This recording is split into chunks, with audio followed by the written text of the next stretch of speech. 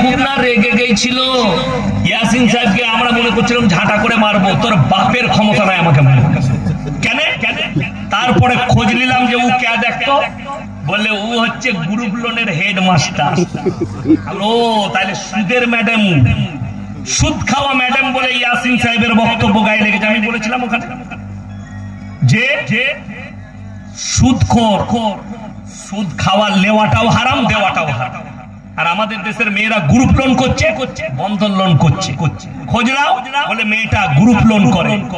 10 জন আছে, তার মধ্যে হেড হচ্ছে ও। আমি বলে এলাম যারা হেড হয় তাদেরকে আমার 9 জন ম্যাডাম বলে। ও মনে করে এমনি ম্যাডাম হতে পারে না, সুদ খাওয়া ম্যাডাম হয়েছে। ভেবে দেখো কবরে যাবে তোমরা, আপনার জানা নাই লোনের জন্য বন্ধন লোন আর গ্রুপ লোন করে তোমাদের মা পিটিকে রাস্তায় তুলেছে বেঈমান কাফের।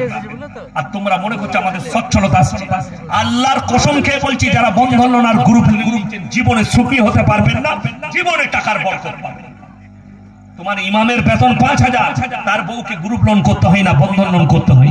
তোমার মৌলবীর বেতন 6000, তার বউকে গ্রুপ লোন আর বন্ধন লোন করতে হয় না, তোমাকে করতে হয়। তুমি ভেবে দেখবে আল্লাহ তোমার উপরে রাজি। তোমার বউকে বেরোতে হয়েছে। বলছে ইয়াসিন সাহেবকে দেখে নেবো, তোদের 14 পুরুষকে দেখলাম, তোরা তো বহুত বাচ্চা। যে হুজুর গুলো গাল দিয়ে বেড়াচ্ছে ভণ্ডরা, সেই গুটকা খোর আর জিলাপি হুজুরদের ক্ষমতা নাই আমার স্টেজে আসছে।